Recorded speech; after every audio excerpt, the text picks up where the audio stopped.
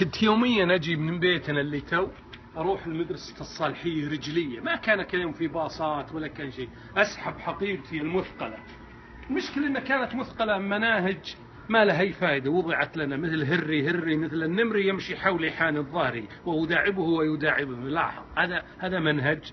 ولا قد كان عندي بلبل حلو طويل الذنب أسكنته في غرفتي في قفص من ذهب، وكان يغني دائما بكل لحن مطرب ولم أكن أمنعه من مطعم أو مشرب. ففر مني هاربا وقال لي حريتي لا تشترى بالذهب. اي والله، بس انه كله كلام فارغ. ما علم يعني ليش ما اعطيتونا شيء من الادب العربي عشان تجيبوا لنا خرابيط؟ طلع يعني اجيال كثيره ربما أنا تجهل كثير بتاريخ بلده وتراثه.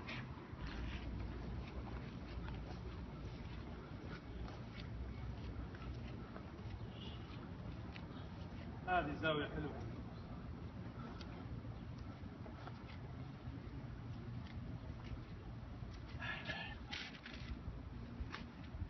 وهذه البقالة اللي كنا نشتري منها جنب مدرسة الصالحية. أذكر وأنا بثاني ابتدائي جيت أول ما طلع البودر ذا الحلو حطيته بثمي، هو المفروض يحطم ماء ويشرب ويصير عصير.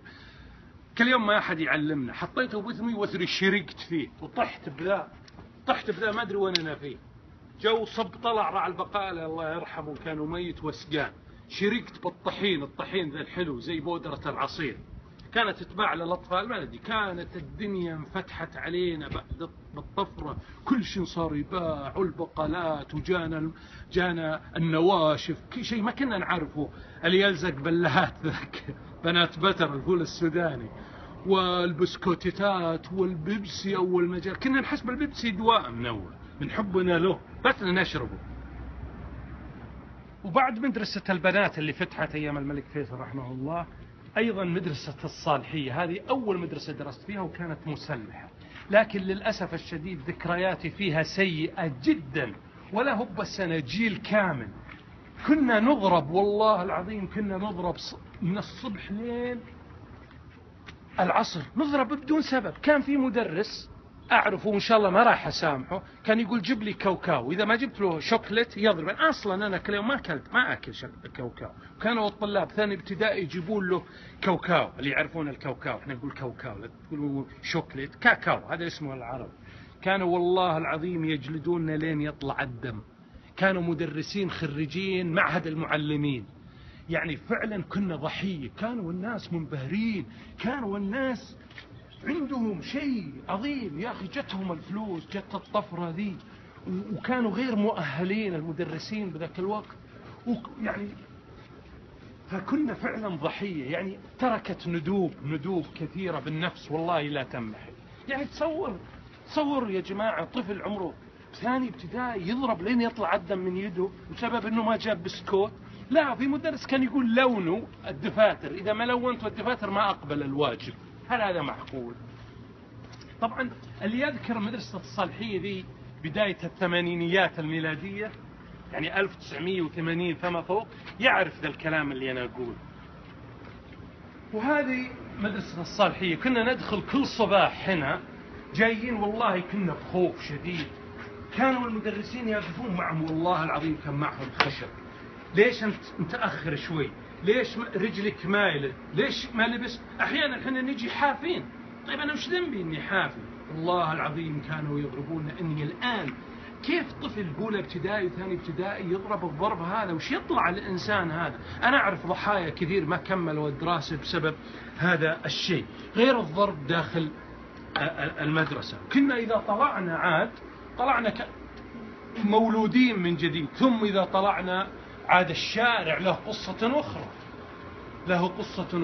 كانوا مخلوطين، احنا كبار وصغار، كان مكان الرفاهية والشارع. كان الكبار يضربون الصغار، وكان تجيك حصات تضربك منه، لأنه كثير من الناس ما كان عندهم وسائل ترفيه. الجيد بهم عنده التلفزيون وأكثرنا ما عنده، وكان ضرب وصلخ. أيضا في المسجد، هذه قصة حقيقية أنثروبولوجية لازم نقولها. كانوا عندنا بفريدة يعدون لصلاة الفجر، فلان حاضر الفجر. كنا حنا أطفال بثاني ابتدائي وثالث ابتدائي، وكان ملزم مننا أننا نحضر. كنا نيجي الواحد يجي نايم ثم فلان حاضر. إذا كنت غايب أو نمت بالحمام بسبب أنه أبوي يقوم، عاد يجي الأب الله يطول عمره وضرب. ليش ما حضرت؟ لأنه كذا يفشل قدام الجماعة، لأن عد الإمام ما رد الولد.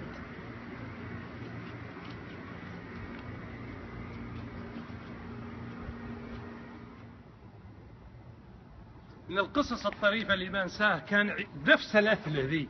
كان أبو العائلة جيراننا ما ودنا نذكر اسمهم، كان أبوهم يجلدهم جلد عظيم إذا عد الإمام ولا حضروا. فكانوا المساكين العيال الصغار يجون يكسرون عدان الأثل هذه عشان أبوهم لا جاء ما يطولهن، فيروح طول اليوم يكسرون العدان عشان ما يطولهن، ياخذ معهم عصي للجلد. كان جلد تعرفون الأثل ذي قوي جلده. فكانوا يا ولي يمضون طفولتهم هنا ولعبهم البريد تكسير العدان عشان الأبو ما يطولهن، لأنهم ما حضروا صلاة الفجر أو فاتتهم يعني. كانت أمي الله يطول عمرها ترسل البيت جدتي بأغراض، تقول اسرع، شوف كان الشارع كله أخطار وسيارات، عاد تشجع تقول من طبقه طبق حصان طابق عيد بالرضان، ثم أطير منه. طبعا حافي شايل لنا الأغراض. وحصلت لي قصة ندعست سيارة هنا،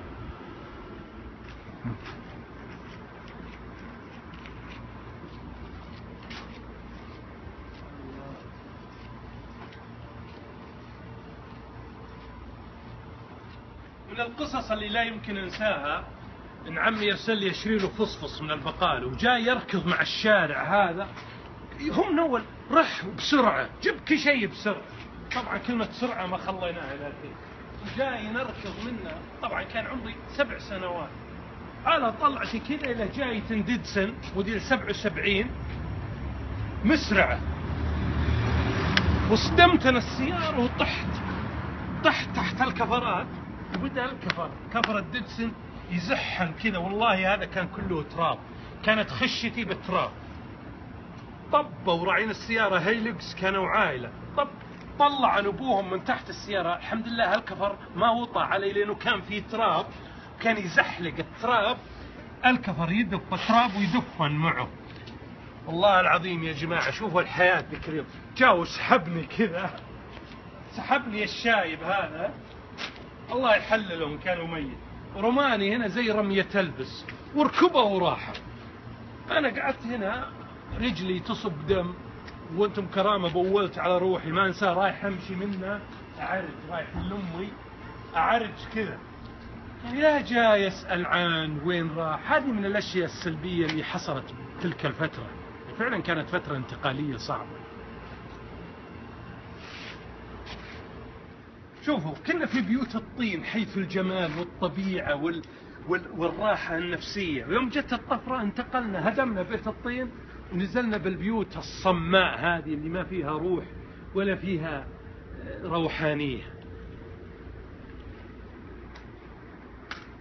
نسوي من أول نجي نلعب على البنات الصغار والعيال، نقول تعالوا اقعدوا هنا، ومن نروح فوق بالسطح نكب عليهم ماء. اللي جابني هنا هو الوفاء للمكان، يا أخي مكان عشت فيه طفولتي له ذكريات وأحلم فيه تقريبا كل أسبوع.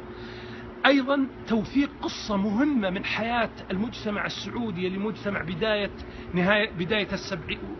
بداية السبعينيات الميلادية إلى أواسط الثمانينيات، النقلة العظيمة اللي حصلت من بيت الطين إلى البيت المسلح، وما رافقه من إرهاصات كبيرة، غالبا الأطفال هم أكثر من دفع ثمنها.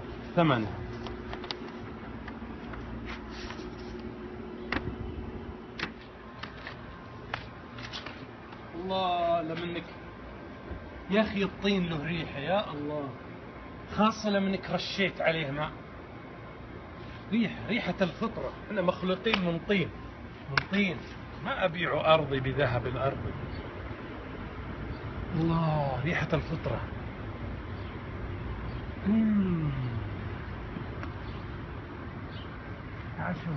نحن مخلوقين من طين، ونسي الطين ساعة أنه طين حقير فتاه وعربت. يا أخي لا تشح بوجهك عني، ما أنا فحمة ولا أنت فرقا.